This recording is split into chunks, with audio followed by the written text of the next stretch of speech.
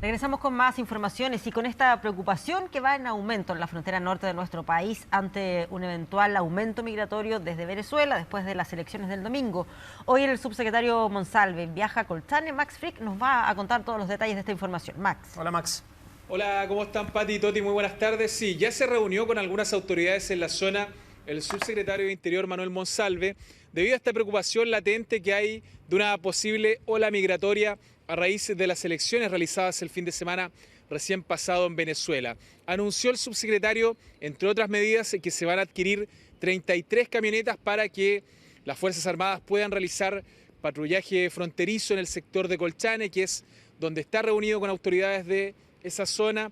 Anunció también que se van a adquirir drones, que se va a capacitar al avión vigía de Carabineros que realiza patrullajes aéreos, de nuevas cámaras infrarrojas que logran detectar a personas cruzar, pero también que se va a apuntar a la parte humanitaria. Se van a hacer una serie de asentamientos, cerca de 3 asentamientos, no solamente para albergar a las Fuerzas Armadas que desarrollan esa labor de custodiar la frontera, sino también para los propios migrantes que muchas veces, lo explicaba el subsecretario, son víctimas de organizaciones transnacionales dedicadas a la trata de migrantes y que muchas veces los engañan cobrándoles altas sumas en dólares y posteriormente los dejan abandonados en pleno desierto.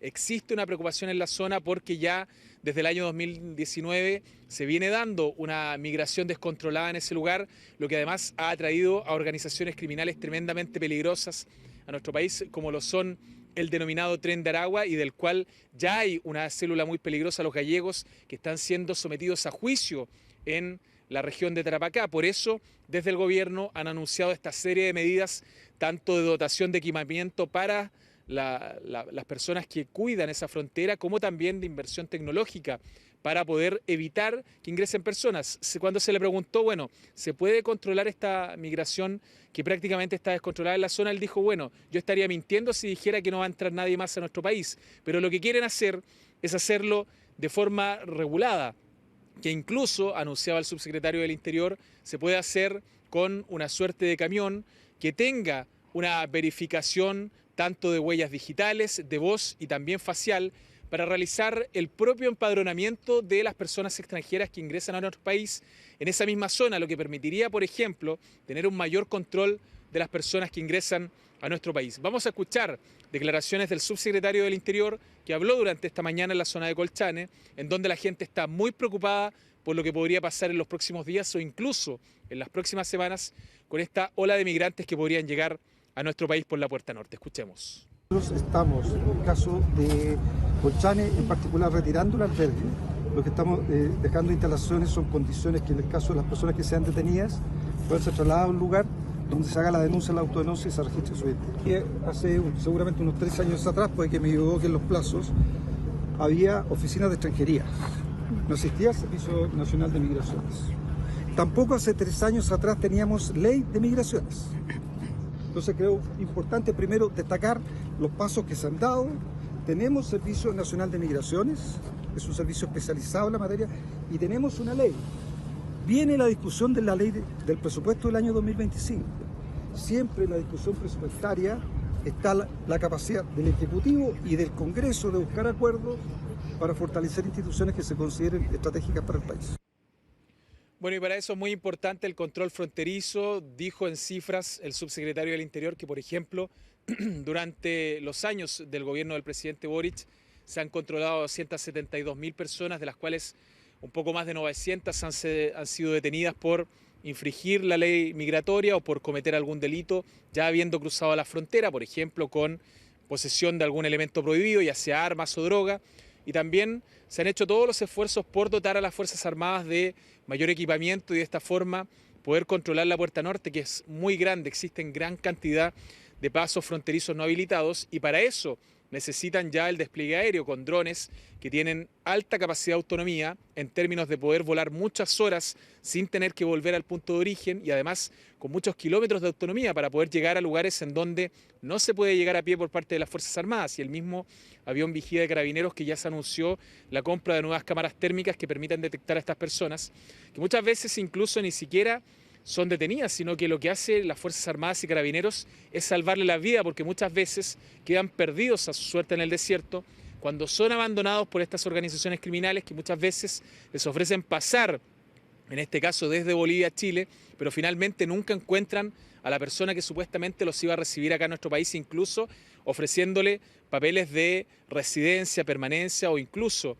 de algún tipo de visa que les permita estar en nuestro país. Por lo tanto, va a ser muy importante este avance que se puede hacer con esta ley de migraciones para poder enfrentar lo que se presume que va a ser esta ola migratoria que podría llegar desde Venezuela, producto del triunfo cuestionado del presidente Maduro y de cientos de miles de personas que pueden comenzar a avanzar primero por Ecuador. Hay un paso fronterizo ahí entre San Cristóbal y Cúcuta, que es por donde pasan los venezolanos, y posteriormente avanzando por Ecuador hasta Perú, que ha sido el tránsito habitual de las personas que vienen desde Venezuela. También en algún punto se ha hecho por Bolivia, y por eso durante esta mañana estuvo ahí el subsecretario del Interior para entregar un plan robusto de cómo enfrentar esta posible ola migratoria que va a llegar a nuestro país. Claro, las autoridades han dicho que están en alerta. Vamos a ver ahí cuáles son las medidas extraordinarias que se van a ir tomando también respecto a esta situación. Gracias, Max, por la información. Buenas tardes.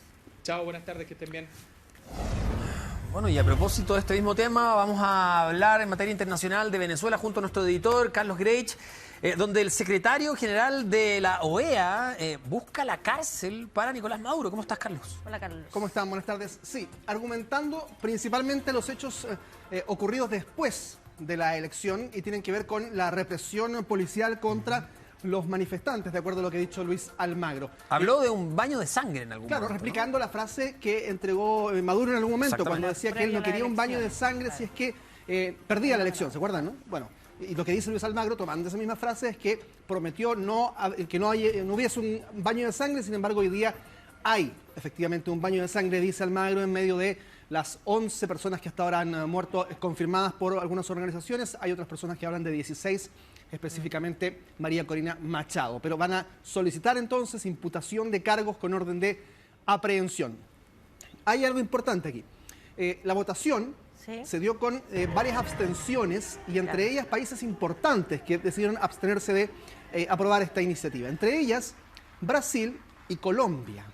Y Colombia, bueno, recientemente habló también el presidente Petro y dijo el por qué Colombia, por ejemplo, se abstiene cuando ya había señalado que tenía dudas sobre el proceso y que pedía que se mostraran las actas. Lo que decía es que, a ver, primero, Colombia argumenta que Venezuela ya no es parte de la OEA hace bastantes años.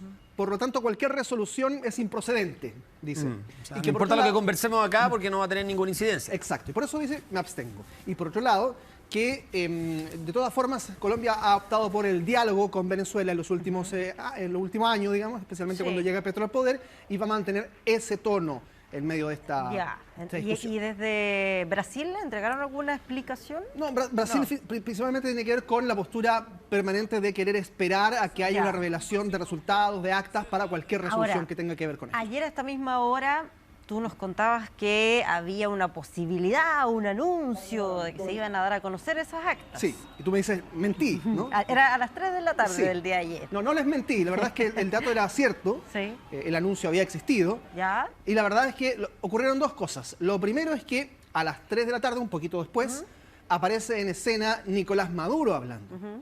Uno entendería entonces que el Consejo Electoral iba a esperar que terminara ese discurso de Nicolás Maduro para poder entonces entregar esas actas, resultados, bueno, todo lo que pudiese ocurrir. Pero la verdad es que nada de eso pasó. Nicolás Maduro entregó un largo discurso donde además dijo varias cosas polémicas, entre ellas que había agentes entrenados en Chile y en Perú, claro. Para empezar, eso ha generado muchísima polémica.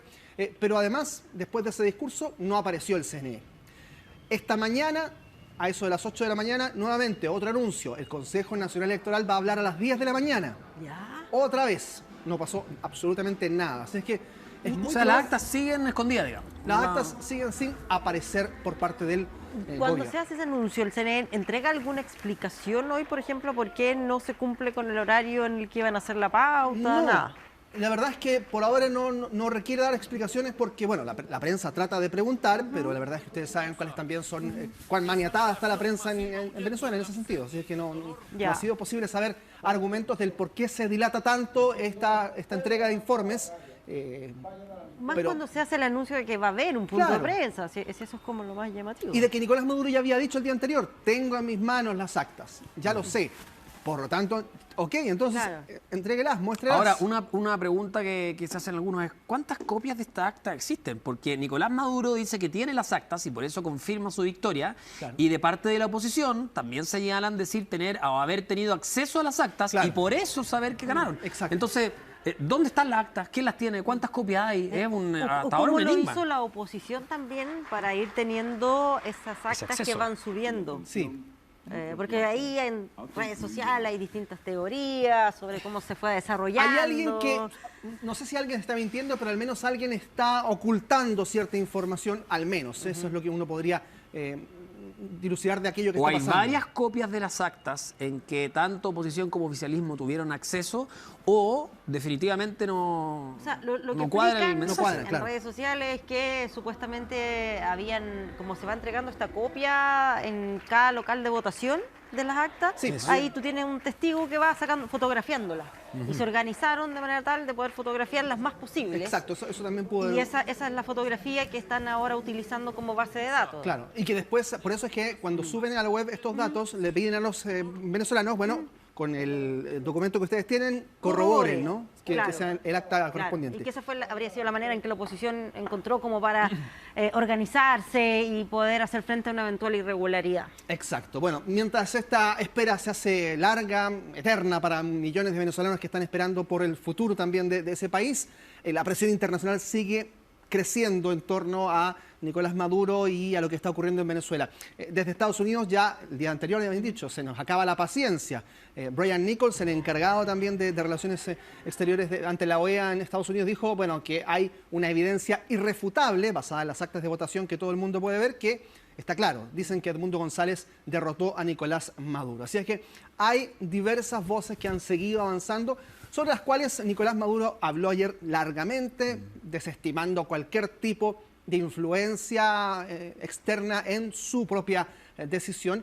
Y vamos a comenzar a revisar algunas de las palabras, entre ellas la que yo les comentaba, que tiene que ver con Chile, cuando dice que su gobierno es víctima de un ataque criminal por parte de la oposición y que varios de los detenidos por desórdenes habían sido entrenados en el extranjero para causar caos en el país. Se llaman los comanditos, así les dicen desde el gobierno a aquellas personas que están realizando desórdenes y que han sido detenidos.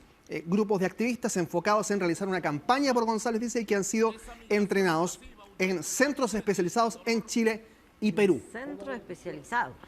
Habrá que ver dónde están esos centros especializados. La verdad Exacto. que es complejo saberlo. Bueno, vamos a revisar las declaraciones de Nicolás Maduro respecto de todo esto que hemos hablado a continuación.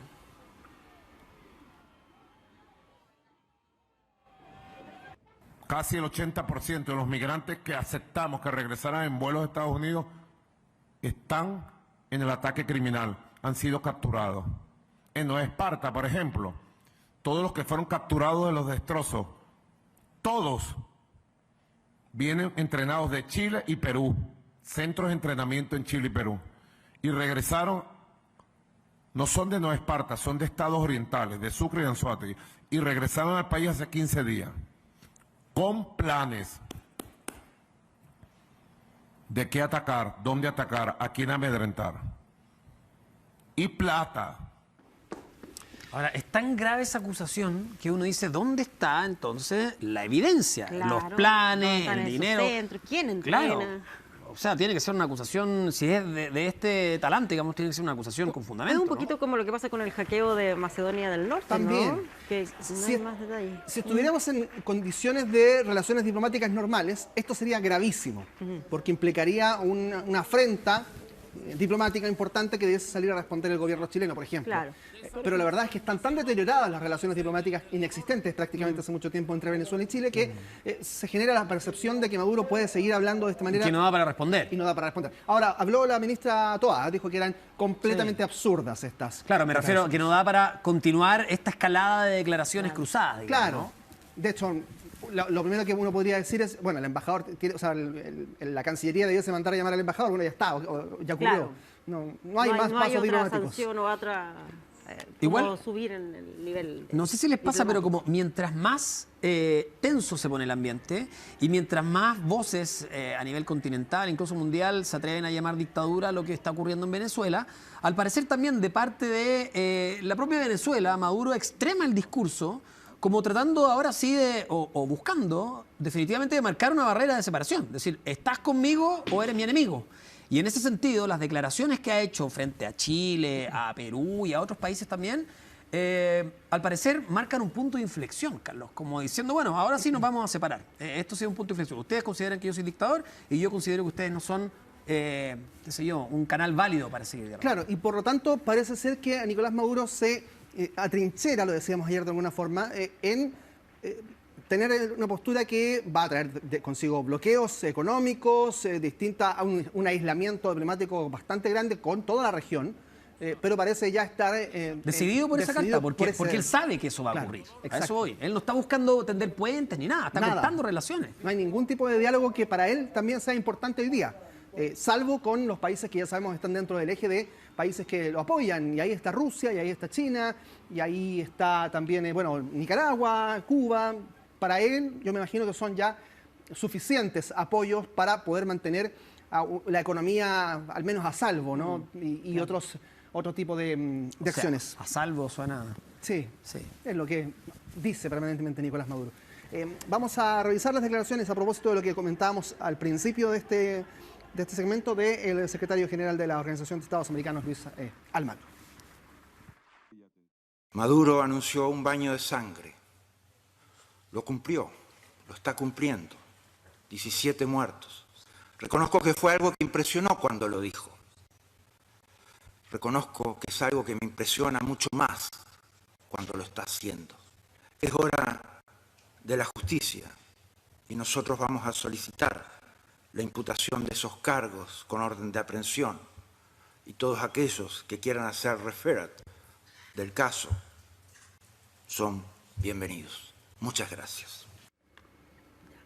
Ahí está entonces parte de las declaraciones de la Organización de Estados Americanos. Ya decíamos, no, Venezuela no forma parte de esta organización. Sí, te voy a preguntar en términos prácticos qué puede significar. Es bien testimonial, la verdad. Bien testimonial lo que se genera en términos de las acciones contra Venezuela. Pero, de todas formas, bloqueos económicos pueden agudizarse. Un aislamiento de Venezuela, finalmente. Sí, pero claramente por ahora no hay ningún tipo de acción por parte de los países extranjeros que pudiese afectar el discurso, al menos, de Nicolás Maduro. Habrá que ver qué pasa en las próximas semanas. En la incertidumbre, aquellos países que están como en la duda, que no son tan críticos, porque dicen, bueno, esperemos las famosas actas. Exacto.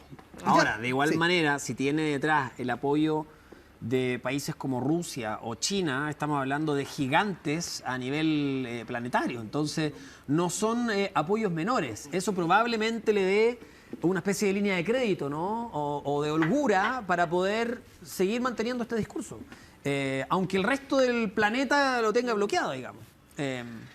Sí, bueno, entre medio de todo esto que está ocurriendo, ya sabemos que Estados Unidos ha refrendado el resultado entregado por la oposición, que ustedes saben está publicado también en este sitio web, que ya se ha mantenido estable, porque ustedes saben, se cayó el primer día, hubo algunos problemas de bloqueos también en el propio territorio venezolano, ya se ha sabido entonces más bien con un 81% y un poco más hasta ahora detenido ahí el conteo de la oposición, se mantiene esta cifra cercana al 67% para Edmundo González y por lo tanto también Estados Unidos dice esto es irrefutable, como ustedes están viendo en pantalla. Hay claras evidencias, dice Estados Unidos a través de su representante, y dice que obviamente hay un intento de fraude masivo de Maduro y sus representantes.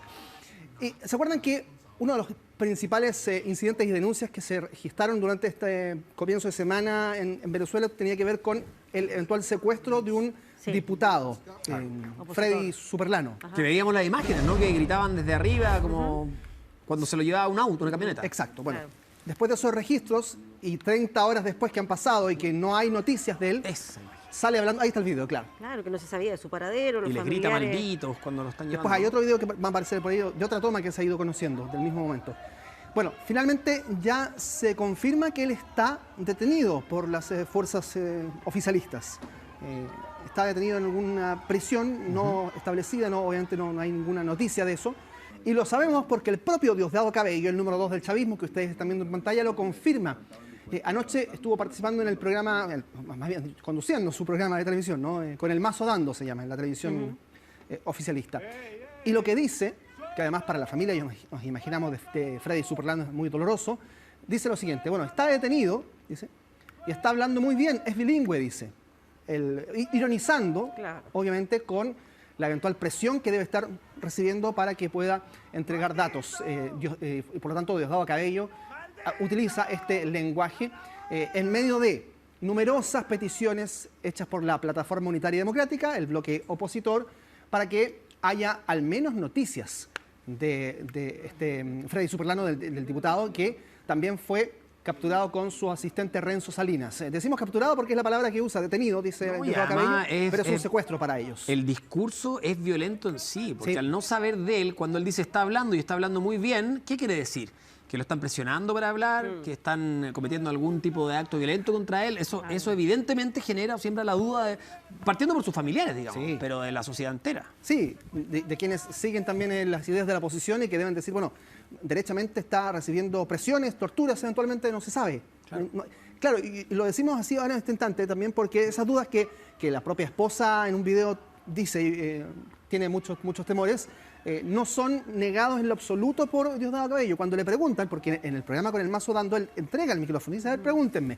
El público sabemos que está también muy Guioneado. Claro, muy controlado, pero le preguntan, ¿pero qué pasa? Y no quiso responder absolutamente nada más. Solo dijo esa frase que confirma entonces que el paradero de este diputado es conocido para el oficialismo, para el chavismo, pero no así para su familia. Desconocen su estado de salud. Otro incidente que se gestó en